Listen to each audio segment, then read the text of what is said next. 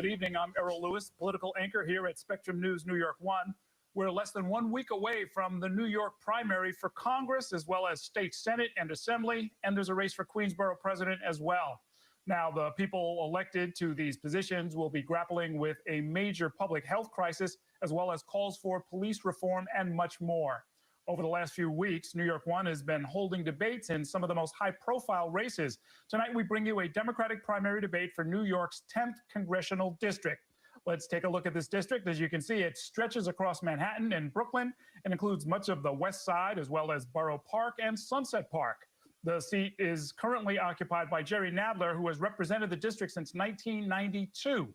We've also invited several of the candidates who are challenging him to this debate. Tonight, we're joined by a former Cuomo administration official, Lindsey Boylan, and former Andrew Yang campaign aide, Jonathan Herzog. Now, the rules that you see on your screen right now have been agreed to by all the candidates. Generally, they're going to take 1 minute to respond to my questions, and we'll give them 30-second rebuttals as well. You can see this full debate on ny1.com at any time, and I want to note that we are taping this on Tuesday, June 16th. Now we're going to start with some short opening statements. The order for tonight's opening statements was determined by a random drawing. Jonathan Herzog will go first. Good evening. Good evening, and thank you, Errol. My name is Jonathan Herzog. I'm the son of immigrants born and raised on the West Side in New York's 10th District. I'm a civil rights organizer and legal advocate with nearly a decade of experience, endorsed by Andrew Yang. Here's the bad news. Liberal democracy is being torn to shreds. We're in the midst of crises on top of crises. Congress has been on recess. Here's the good news. For the first time in a generation, we have a choice. Our vision begins with a universal basic income, a data bill of rights, publicly financed elections, and quadratic voting. Together, we will end an era of stagnation and Ponzi scheme inequality and usher in an era for the common good. I'm asking for your vote by June 23rd to build a new way forward. Thank you. Thank you. Next is Lindsey Boylan. Thank you. My name is Lindsey Boylan. I'm a former government official, and I'm a mom to a young daughter. I'm running for Congress because we can't take the same complacency we've had in Congress for the last 30 years. We need a sea change across this country. We are dealing with a public health crisis, an economic crisis, and protests that will absolutely shape our future. And our leaders are totally unprepared and out of touch. Luckily for our community, I've been preparing for just this kind of moment. I led the state's job creation. I helped pass paid family leave, the $15 minimum wage. I led its recovery work in Puerto Rico after Hurricane Maria, a climate-related disaster, and I secured money for public housing after the federal government walked away. Our congressman has been in office for almost 30 years, since I was in the 2nd grade, and he has not any of these issues. Instead, he writes strongly worded letters and gives empty talk. This is not the time for any of that. This is the time for people with guts. And I will keep showing that I have it, and I will keep showing how much I love our community, and I hope you will vote for me. Thank you. Next is Mr. Nadler. Well, thank you, Errol, for hosting this debate. It's good to be here. This is a time of great crisis for our country. Over 100,000 people have died in the pandemic so far. Over 40 million people have lost their jobs and with it their health insurance.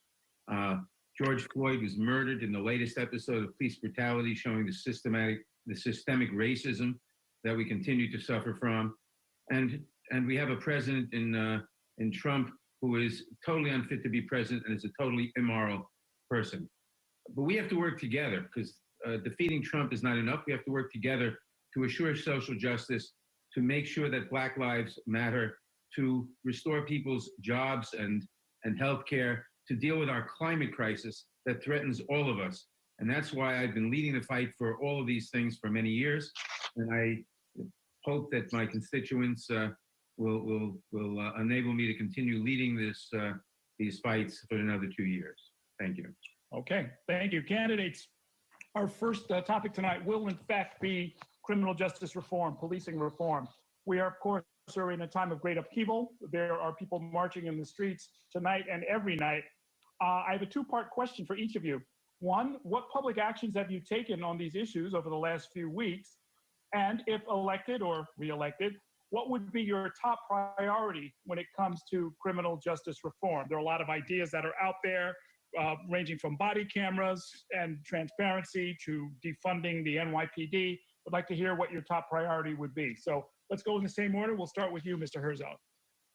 Well, thank you, Arrow. We have to dismantle systemic racism and provide for real, substantive structural reform. There's no more time for lip service and no more time for cheap talk. We need a federal standard for a use of force as necessary only as a last resort. We have to mandate de-escalation. We have to demilitarize our police force, enforce data collection, ban no-knock warrants, have a public database, and end qualified immunity. But none of this is enough. If you look at the George Floyd murder, this was downstream of a counterfeit $20 bill.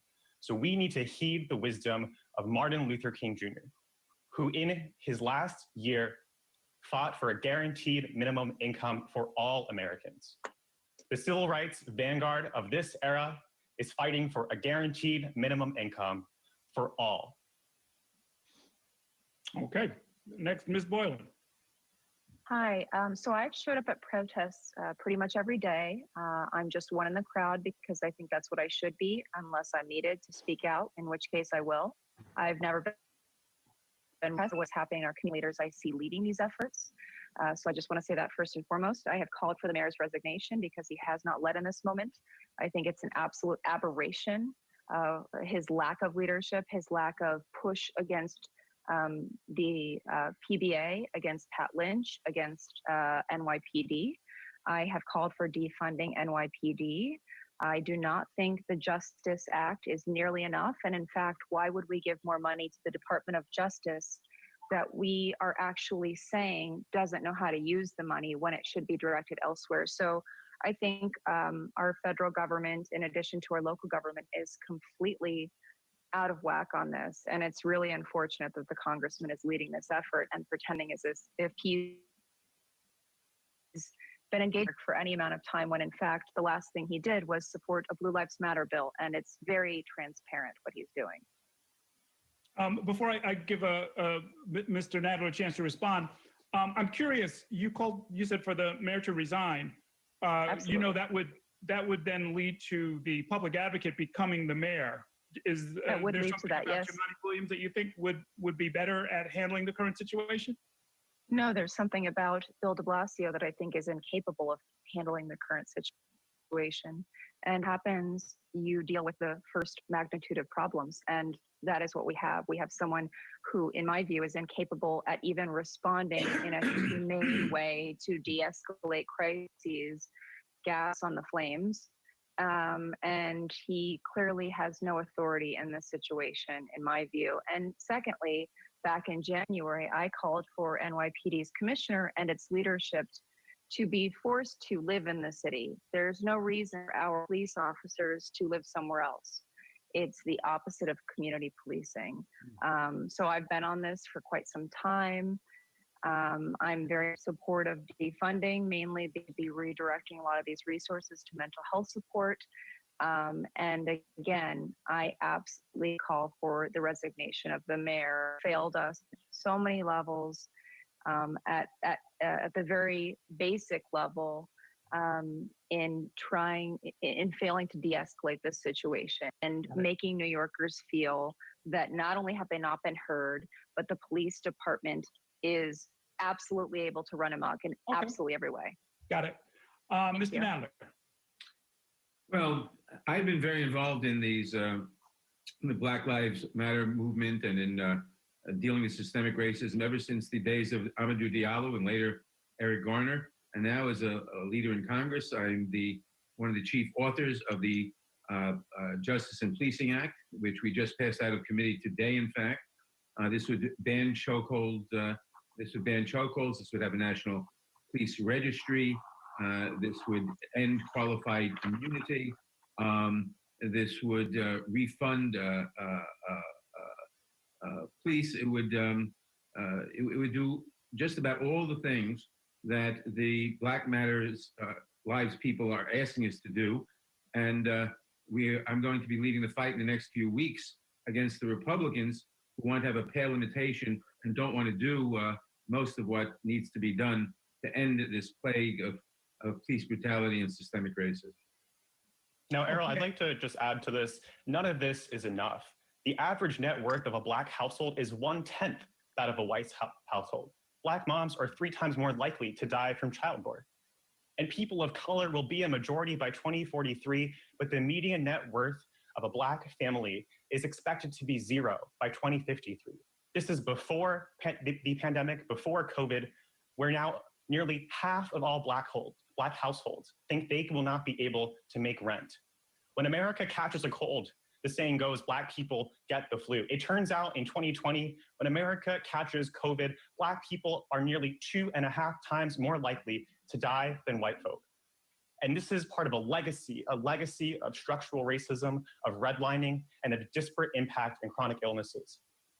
And this fundamentally cannot be tackled solely through slogans and through party lines. We need real structural systemic reform at all parts of healthcare, the economy, and in criminal justice. So Mr. Herzog, close the loop, finish the thought. If you got the universal basic income, if the wealth gap were on its way to being closed, would there still be, in your opinion, a need to deal with criminal justice reform? And if so, what would that look like if you were in Congress? We most certainly need to reform and reimagine the police. And I agree with Stacey Abrams, who said the notion of defunding is a false choice. If you look at the New York Police Department, it is 92% funded by the city of New York. This is not primarily a matter of congressional funding.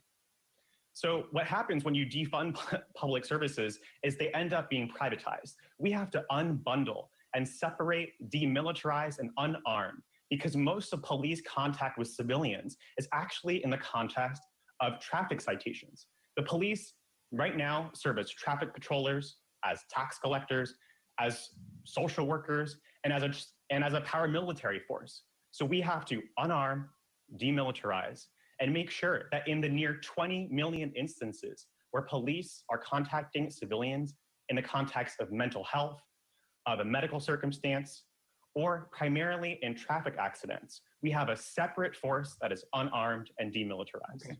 So I think the problem with just UBI is, and I'm supportive of temporary UBI as a starting point, is that we don't actually deal with issues of race, systemic race, and really fundamental issues that confront our country when you begin a country with slavery. And every policy that we have, whether it be housing or education, has advantaged white people. I started my career in urban planning. Levittown is the great example of moving people into the middle class, but all it moved into the middle class was a bunch of white people. The GI Bills are the same. And I think perhaps where Jonathan was trying to go without having any sense of policy around it was that we can't simply deal with criminal justice. We can't simply deal with criminal police reform, demilitarizing our police. We actually have to rethink how we provide housing, how HUD works, how our Department of Education works. We have to desegregate our schools. And that is why I'm one of the people who was really excited by Barbara's opposition to do a Truth and Reconciliation Commission of sorts, not because we don't have to have actionable results, but because it goes way beyond policing. It goes way beyond criminal justice reform. If we actually want to use this moment to change the destiny of this country, and that is absolutely what we have to do. So I just want to say that I think where Jonathan was trying to get, without saying it, was we need to focus on housing issues, restructure how we provide support to Americans. We need to focus on education issues, how we provide support to Americans at every moment in life. And so when I saw Barbara Lee propose that, I'm very supportive of that. So I'd like to just quickly respond, Errol. Idea, Lindsey Boylan. I wanted to get the other candidates to weigh in on whether or not you think Mayor de Blasio should step down, and generally, how do you rate his handling of the protests of the crisis over the last few weeks? We'll start with you, Mr. Nadler. Well, I think he's handled it very poorly. He's handled it very poorly. I think it's up to the electorate with respect to the mayor. But let me just say that the leadership that we need I've been supplying that leadership on trying to deal with all the problems of housing and the problems of the environment and the problems of the Great Green New Deal for years. And I've been doing this successfully. I've brought millions of dollars for the housing authority. I've passed amendments on the floor of the House to increase funding for housing for people with AIDS, for senior citizen housing. It's easy to talk about these things, but most progressive leaders are supporting me because they know that I've been the progressive leader in getting these things done.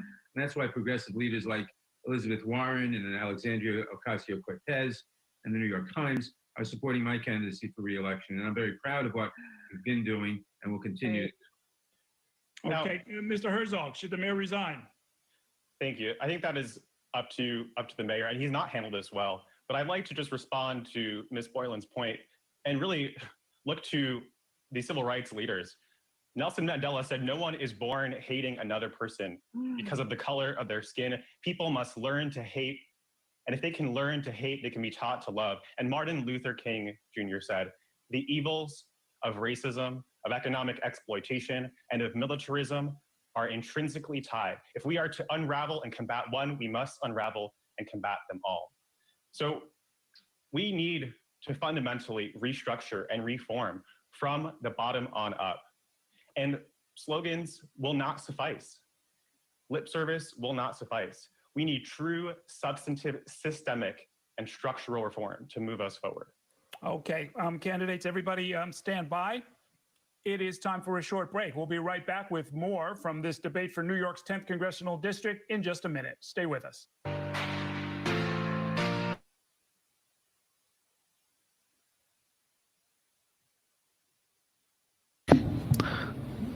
Ooh, I gotta mute this on my end. What's up, stream? You're watching the Zach and Matt show. We're currently in the midst of this Democratic debate in New York's 10th Congressional District between the one and only Jonathan Herzog, Lindsey Boylan, and of course the incumbent rep.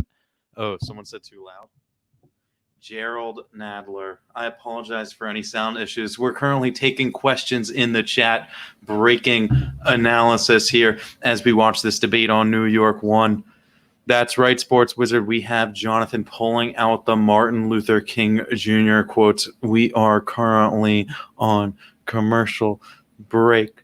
Hello, Tamar. How are you? So what do I think of the debate so far? I don't know.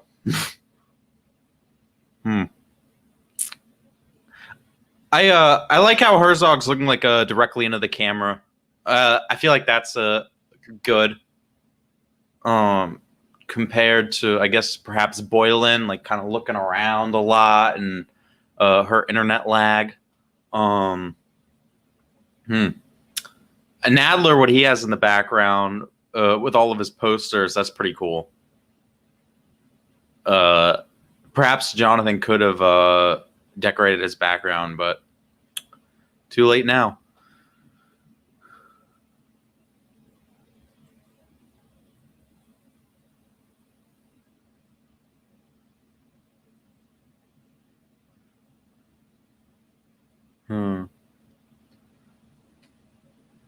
Tamar says it's awkward, limitations of online live stream debates. Yeah, debates in person are so much better than online, but we have what we have. At least we have a debate. What's up, Jeannie? We got Jeannie in the chat at Jeannie Shinobi, I think, on Twitter. Sujak and Matt is best, Matt. Thanks, bro.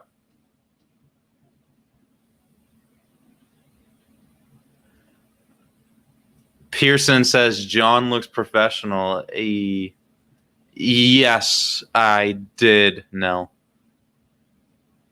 Adrian says, I think Herzog's just trying to look more grown up and professional. He's okay. Independence says, how is your streaming less buggy than theirs? Oh, No.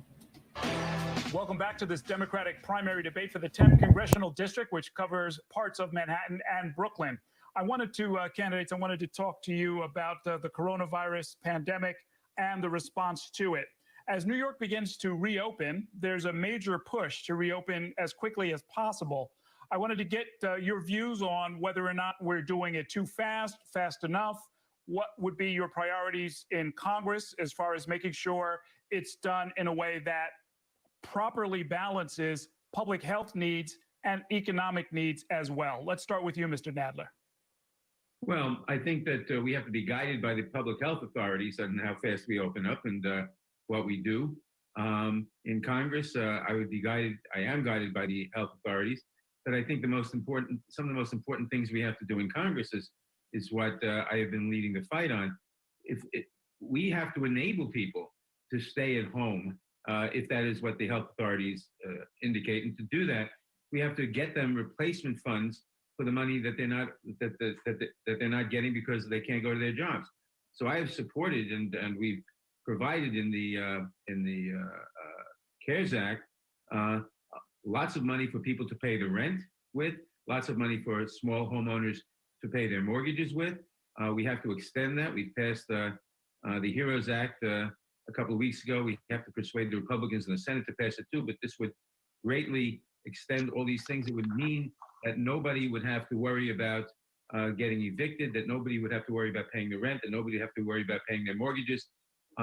These are the kinds of economic supports we have to give to make sure that we can follow the guidelines of the public health authorities and not follow the president or the Republicans or some others who are saying open up the economy because that will threaten everyone's health. We have to open up the economy as indicated when we can by the virus, by what we're doing with the virus. But to enable us to do that, we have to have the economic supports for all the people which I've been leading the fight to get, and which if we can get through the Senate, the Republicans, we will get. Okay, Ms. Boylan. So the CARES Act was an abomination. Most people, $1,200 for people earning up to $75,000 doesn't do jack blank thing for most New Yorkers, because if you actually have to worry about paycheck to paycheck in New York, you know that doesn't. And you also know that 100% of an unemployment or emergency unemployment, 6 for most people to get, especially if you're very insecure. So what Mr. Nadler just mentioned actually doesn't help people at all. Had hundreds of calls in our community. People are desperate to get help and they're not getting it. And the best way we could have helped people was to give them non-means tested checks, like I proposed in my stimulus plan before the CARES Act, for $2,000 per month, plus $500 per dependent.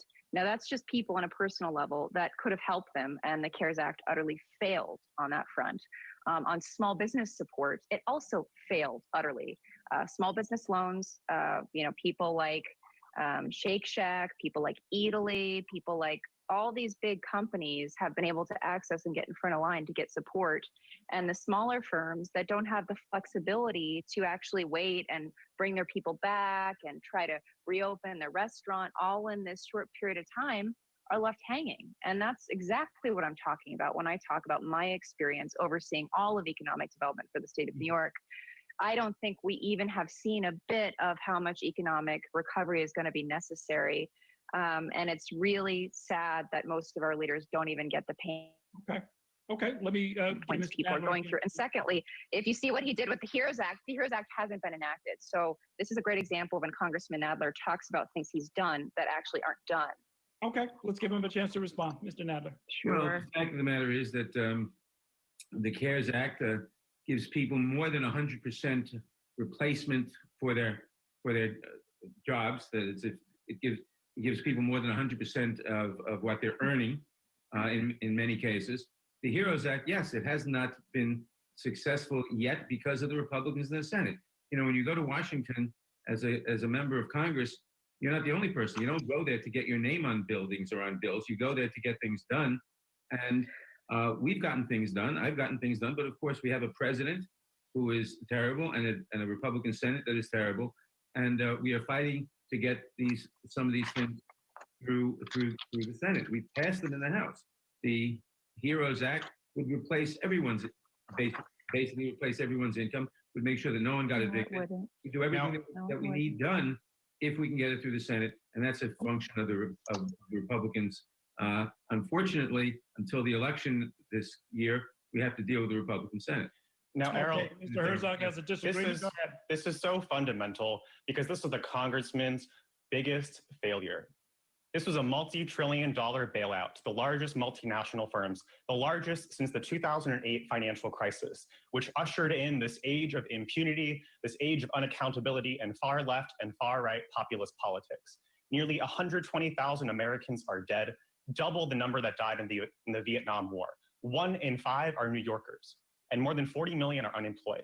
If New York had shut down just 10 days sooner, the former CDC director said that 80% of all deaths could have been avoided. Congressman Nadler has been on recess. When he finally came back to session, he passed a multi-trillion-dollar bailout with crumbs for the people. He has not funded testing, has not funded contact tracing at scale.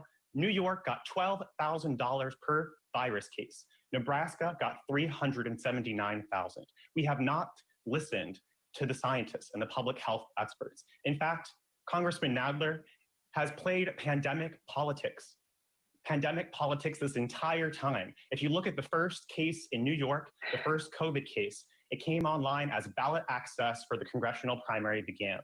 What did Nadler and the entire New York State Democratic Party do? They tried to cancel the primary. This is unacceptable.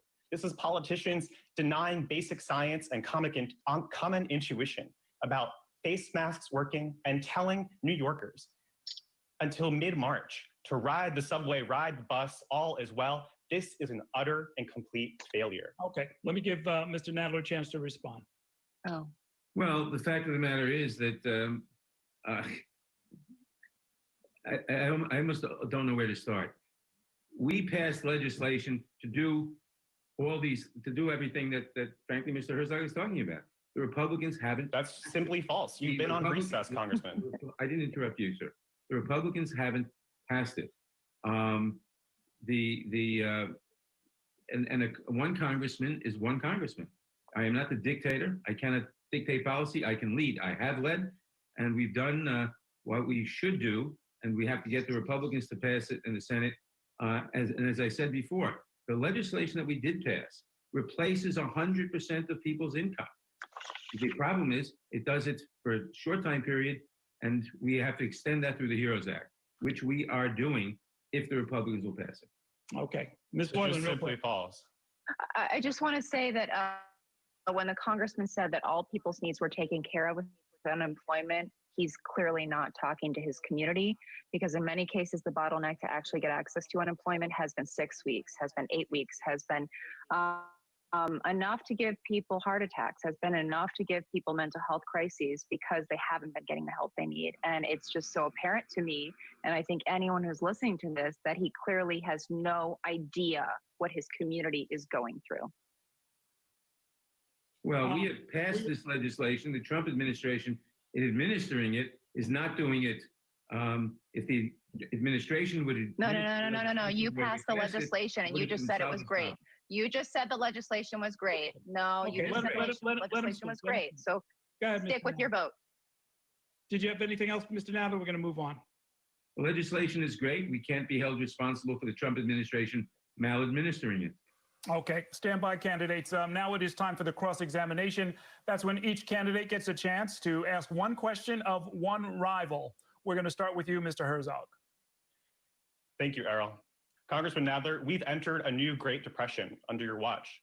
More than 40 million are unemployed. More than 40% of those are permanently lost jobs. Hate crimes in New York doubled last year alone. 2/3 were anti-Semitic. Will you pledge tonight to support an unconditional, non-means tested, universal basic income for all Americans of $2,000 a month per adult and $1,000 per child during the pandemic, and $1,000 per adult and $500 per child in perpetuity to preserve liberal democracy as we know it? We have, the legislation that we're supporting has in fact given a guaranteed annual income, as I mentioned earlier tonight. Will you pledge to support an unconditional, non-means tested legislation and of the pandemic? And I am supporting legislation that would go much further. Not true. an unconditional, non-means tested, universal Ms. Boylan, you basic get to income? ask a question. Okay, well, just as a second, I would like to fact check Congressman Adler's statement because I don't think it's true. But my question is, No. you've said that you supply the Just leaders. let me remind everybody, under the rules that you've agreed to, we're not checking any sources. We're not going online. We're not getting notes slipped by us.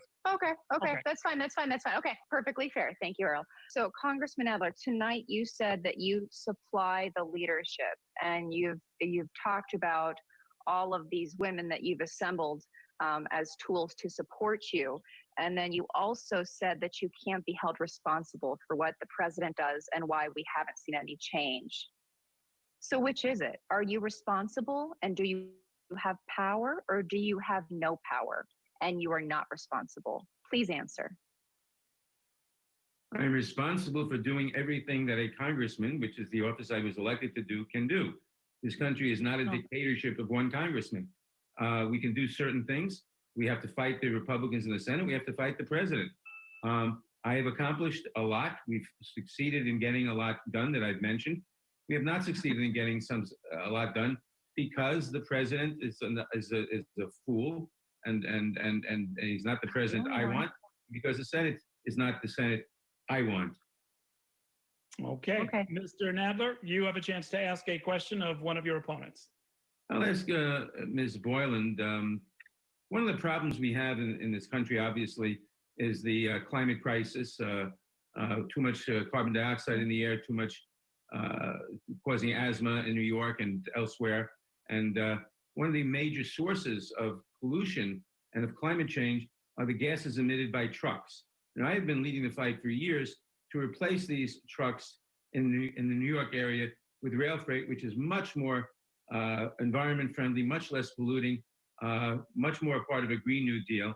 And you have opposed this change. Why are you opposed to improving the environment by getting rid of truck freight and substituting much less polluting rail freight? I'm not opposed to rail freight. I'm opposed to your ridiculous idea of the Cross Harbor Tunnel, which will never happen. You can hear it right here. It's a completely ridiculous idea. And the fact that you keep going on it is just kind of asinine. But at the same time, since we're talking about rail freight, I would love to talk about how all of your corporate PAC money from rail freight companies are the biggest source of coal movers in the country. So actually, you're taking coal money. Do you want to answer that? Okay, that is the end of our cross-examination. Stand by, candidates. We're going to take a short break here. We'll be right back with more from this debate in just a minute. Stay with us.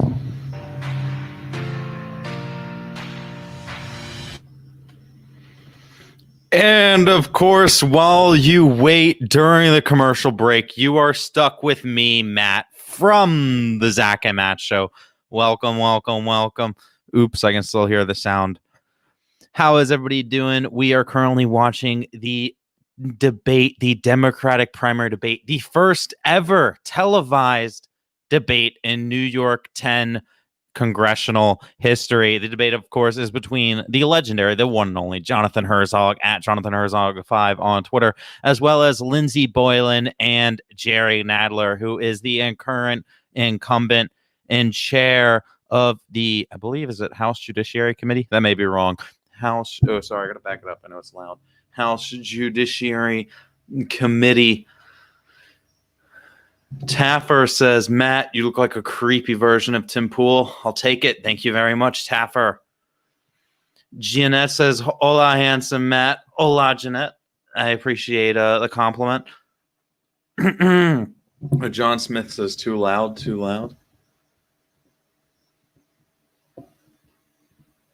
Ooh, my bad.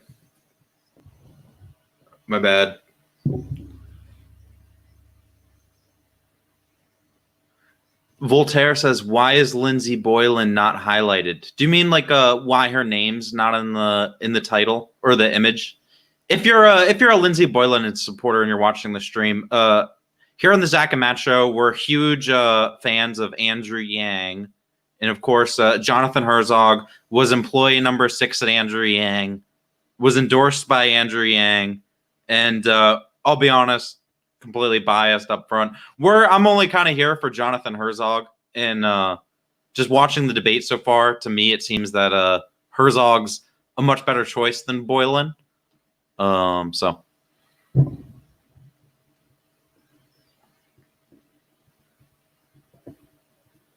Snail said I got a dislike when I said that. That's great. Make sure if you're enjoying the video.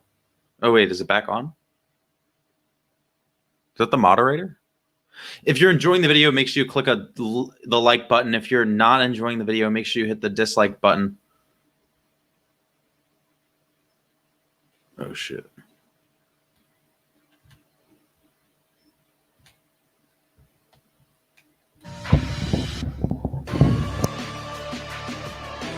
Welcome back to our Democratic primary debate for New York's 10th congressional district. It is time for our lightning round. That's when I will ask each candidate a question and they will respond with a brief response, usually yes or no. We'll start with you, Mr. Herzog. Before everybody, I think I know the answer to this one. Before they started dropping out, who did you initially support in the Democratic primary for President of the United States? I supported Andrew Yang. Okay, Ms. Boylan. Bernie Sanders. Mr. Nadler. I supported Elizabeth Warren. Okay. Mr. Nadler, will you support Nancy Pelosi if she wants to continue as Speaker of the House? Yes, absolutely. Ms. Boylan. No. Mr. Herzog. It depends on the choices at the time. Mr. Herzog, should the NYPD continue to provide security in public schools? It should be unarmed and demilitarized. Ms. Boylan. No. Mr. Nadler. No, we have to take a lot of functions away from the police department and give it to proper authorities like mental health agencies and defund money from the police department for that purpose. Mr. Nadler, should religious and private schools, including yeshivas, be monitored in order to ensure they are following state standards? Yes. Ms. Boylan. I think the way it's been done is completely from on high and has maligned communities that have already been attacked. And I think it's completely unfair and unjust. Sounds like a no. So I would say not the way it's been done. Okay. Mr. Herzog. Generally speaking, yes. Mr. Herzog, should the NYPD continue to handle parking enforcement? No. Ms. Boylan. No. Mr. Nadler. No. Mr. Nadler, should taxes be raised on households making more than $500,000 a year? Yes. Increasing Ms. Boylan. taxes on rich people is one of the most important things we have to do. Ms. Boylan. Absolutely. Absolutely. And also wealth tax. Mr. Herzog. Yes, but this is not enough. We need to shift to a value-added tax and broad-based taxation to cover the revenue holes that we have. Mr. Herzog, should mail-in voting be allowed for all New York voters in every election? Yes, and I fought for weeks in federal court and won to restore the primary, to restore our constitutional rights to vote. Okay. Ms. Boylan. Yes. Mr. Nadler. Yes. Mr. Nadler, should a conviction on a charge of deliberately violating social distancing rules be punishable by time in jail? It should be punishable, but we shouldn't be putting people in jail now during the pandemic because that increases the rate of transmission of the virus. Jail if they can handle it. Ms. Boylan. It should not be putting people in jail. That's ridiculous. Come on. Okay. Mr. Herzog. We should decarcerate. That is not the goal. Mr. Herzog, should social media companies be allowed to censor content on their platforms? Generally speaking, no, but we have an issue where social media has made our culture gone haywire. And we need a data bill of rights and an ethical redesign. Lightning round. Mostly yes or no. Ms. Boylan. Yes. Mr. Nadler. Yes, when the president wants to lie on social media, Twitter ought to be able to call him to account. Okay. And then Mr. Nadler, should the Democratic Party hold an in-person national convention this summer? No. Ms. Boylan. No. Mr. Herzog. No. Okay. All right, folks. I want to talk to you about public housing. I noticed as I looked through some of your exchanges and interviews and past debates and so forth, that both you, Mr. Nadler, and you, Ms. Boylan, have a problem with the RAD program.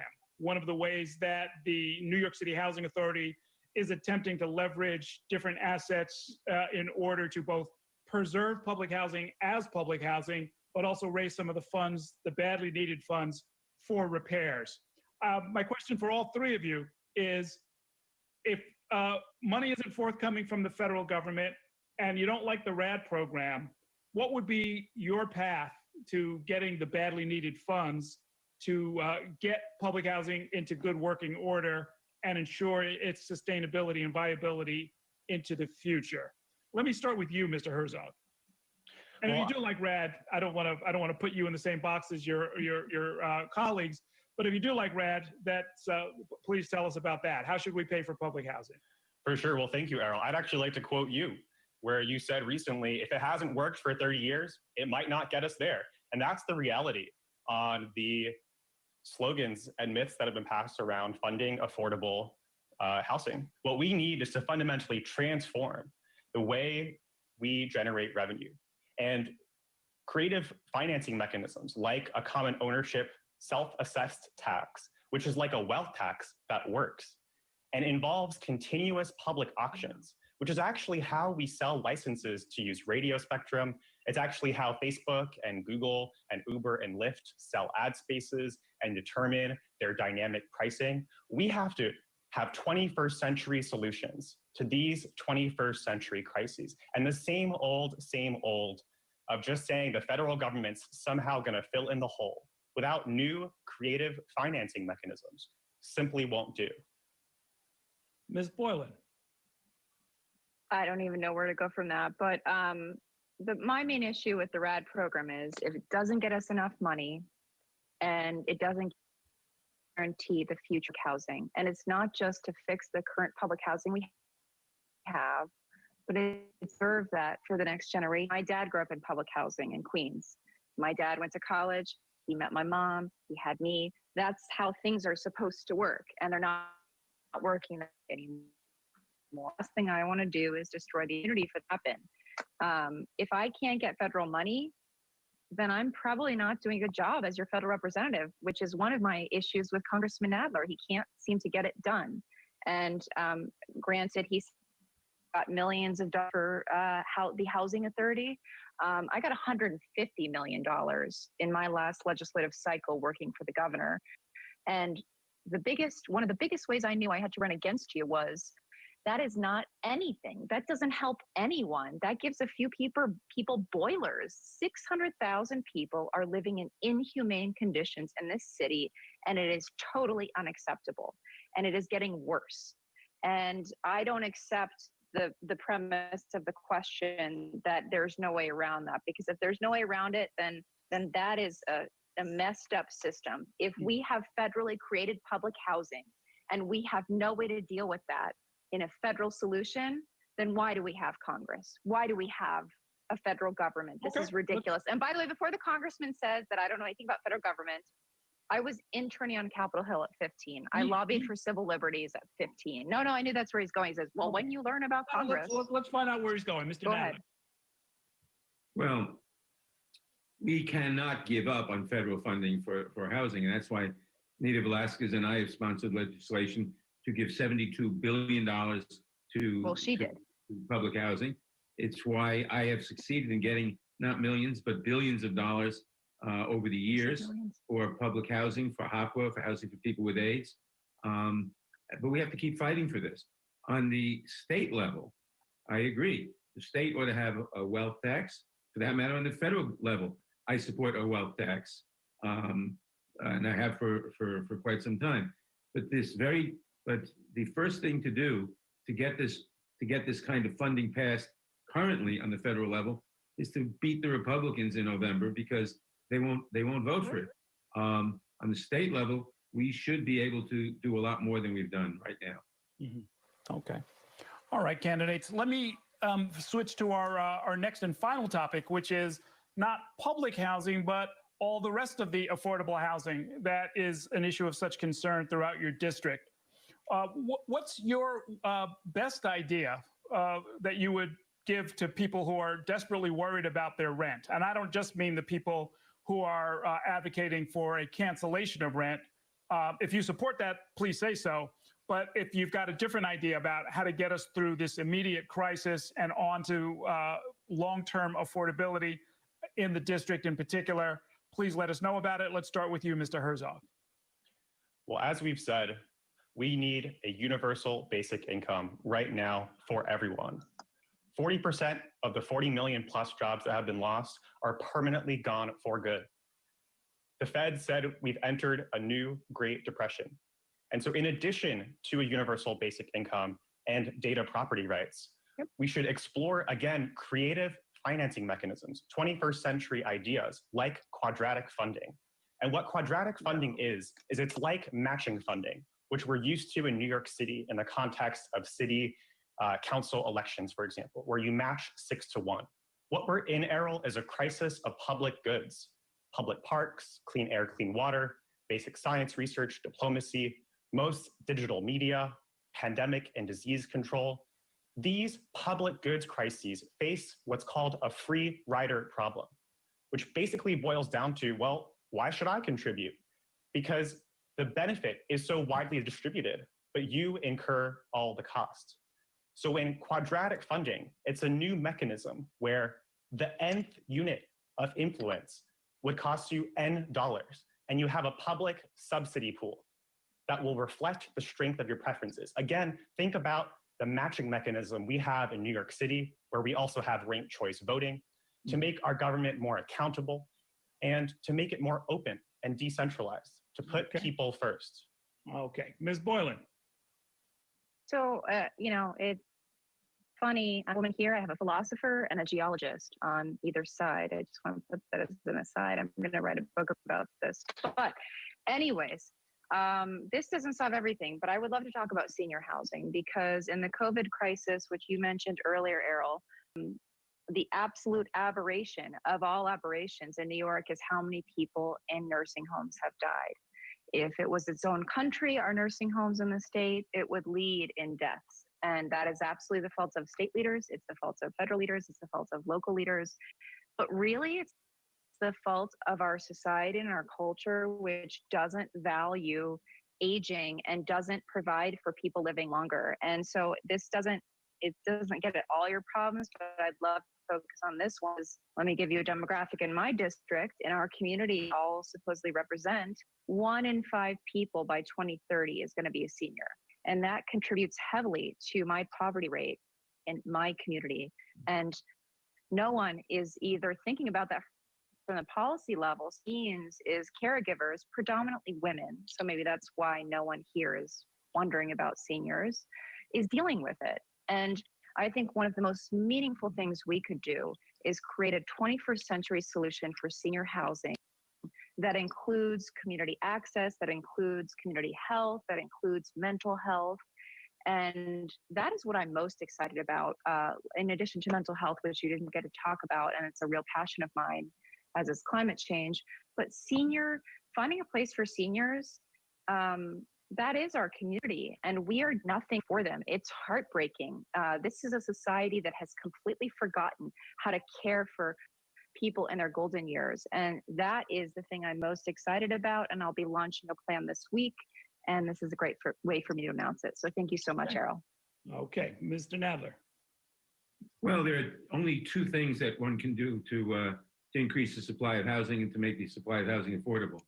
Number 1, on the state and local level, we have to change the zoning so that you can build a lot more housing in all neighborhoods, integrated housing, economically and racially integrated. And number 2, on the federal and local level, is funding. There's no escaping the necessity for the funding that we have to fight to get. The zoning can get you more affordable housing for less government money, but there's no, and we should do that, but there's no substitute for the government money, and anything else is just foolishness. Okay, gotcha. Let me ask a question of Mr. Herzog and Ms. Boylan. You, if elected, would be a freshman member of Congress. What would be your first choice for a committee assignment and why? Let's start with you, Ms. Boylan. Appropriations. I think that is where all the action is going to be. We are in a moment in time where, as a gift, one of the more painful history is now, but the opportunity with that is to not assume anything. And the committee that says, let's not assume anything and let's see what we can recreate and let's see how we can rethink, is appropriations. And so I'm going to be lobbying heavily in whatever way I can to get on that committee when I win. Okay, Mr. Herzog. Yes, it would be the Ways and Means and Appropriations. You know, I was part of the founding team that built Andrew Yang's presidential campaign back when there were 5 other folks and the campaign was bankrupt. We had no polling, no media, and support for universal basic income, the vanguard of the civil rights fights of this era, was in the low double digits. And so this type of coalition building, grassroots movement building from the bottom up, now nearly 76% of Americans support a version of universal basic income during this pandemic. And this is in a district that is home to Stonewall, the largest LGBTQ community in the country, where 1 in 3 trans people of color live in poverty. I'd be proud to be the first openly LGBTQ rep for this district and this community, but we need real, substantive, structural change. And that begins with a universal basic income for all. Okay. Now, Mr. Nadler, I want to ask you a different kind of a question. I know you've heard versions of it before. My version of it, though, is after 3 decades, or nearly 3 decades in office, there are those who say that it's time for a change simply because it's time for a change. Let me ask it this way, though. What do you plan to do, if reelected, in the next 2 years that you were not able to do in the previous 28? Well, what I plan to do is to continue fighting for social justice, for Black Lives Matters, for restraint on the power of the state, for restraint on the power of big corporations. In particular, as chairman of the Judiciary Committee, we held the first hearings, first serious antitrust hearings in 40 years, in the last couple of months. We have to continue, we have to fight for everybody's rights, whether they're, for LGBTQ rights. We just had a victory in the Supreme Court, but that's a long way to go. And on whether it's on Black Lives Matters or on social justice or economics, we have to deal with the inequality in this country. The inequality is worse today than it's been since the 1920s, and there are reasons for that. These are the things that I want to work on and will work on. Mm-hmm. And so when among others, one of your opponents says that you're not a real progressive, how would you answer that? Well, I've been a progressive my entire life. Every major progressive leader in the country, whether it's Elizabeth Warren or Alexandria Ocasio-Cortez, is supporting my reelection because I've been one of the leading progressives. And on the part of my opponents, they can say anything they want, but it's not reality. Okay. I was referring to something I'd seen you say, Ms. Boylan, which is that you don't consider him a real progressive. Sure. Why is that? No, I don't. I have a T-shirt that says Boss Lady, but it doesn't make me Queen Elizabeth when I wear it. I don't consider him a progressive because really twofold. He's passed only a handful of things into law in 30 years of the, I think, 4 or 5 in all, which is far fewer than any other members, his peers, media, who we mentioned earlier. He's been much less productive. 2 of those 5 or 4 are ceremonial. One is naming a building after the guy who died in office so he could get the seat, not through popular election, but through county committee.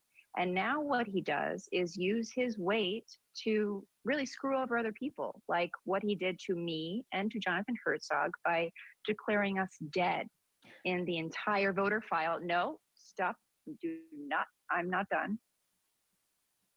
And in addition to that, he takes a ton of corporate PAC money, and he mentioned antitrust. His biggest donors are Google and Facebook. How can you ever actually hold tech accountable when you take money directly from companies? I'm not talking about, he takes money from Sheryl Sandberg, but I'm not talking about that. I'm talking about taking money directly from the corporations. There is no way that this man can do that. And beyond that, he's supportive of moving FISA through to reauthorization at a time where protest is critically important to seeking change. That means this man is probably okay with drones flying over me when I'm at a Black Trans Lives Matter event. And so, no, this okay. And it's not a progressive. Mr. Nadler, yeah, please respond. Sure. Well, the facts are simply wrong. I have not taken any money from any corporation. It's illegal to take money from a corporation. I have not done so. Anybody can check the financial filings. I have led the fight for years against the surveillance. From the time I opposed the Patriot Act to the time I succeeded in enacting the USA Freedom Act a few years ago to crack down on surveillance, and to the fact that we just passed in the House my bill to eliminate the surveillance that remains from the Patriot Act. My record is very clear. Okay, Mr. Herzog. Now, Errol, I'm asking for your vote because we don't have the time for these types of 20th century arguments. If you don't see yourself represented in the far left, the finger in the wind politics, or status quo, then join us. We don't have the time. We're in the midst of an era of stagnation and rampant inequality that has led to blood and soil politics. The last time we saw a Great Depression, there was a one-to-one correlation between the rise in unemployment and Nazi seats in the Reichstag. Our economic consensus has failed us. Our institutions face a crisis of legitimacy. Our social fabric is fraying. Why have up to 40% of parts of our district fled the city? Because the district is in crisis. It doesn't have to be this way. Join me, go to Herzog2020.com and vote. Vote for a new way forward by June 23rd. Okay, you got the last word, Mr. Herzog. Thank you, candidates, very much for a spirited and informative debate. That's going to do it for tonight's debate. And as a reminder, the primary is on Tuesday, June 23rd. If you have requested an absentee ballot, it must be postmarked by the 23rd. In-person early voting is currently underway. It ends on Sunday. Thanks so much for watching and have a great evening. Oh